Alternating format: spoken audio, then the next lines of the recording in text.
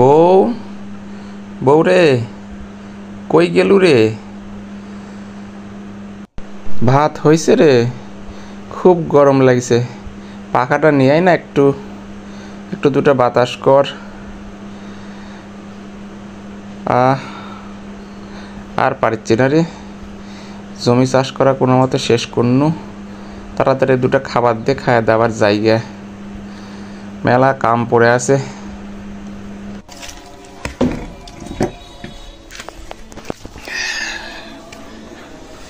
উফ, কি গরম!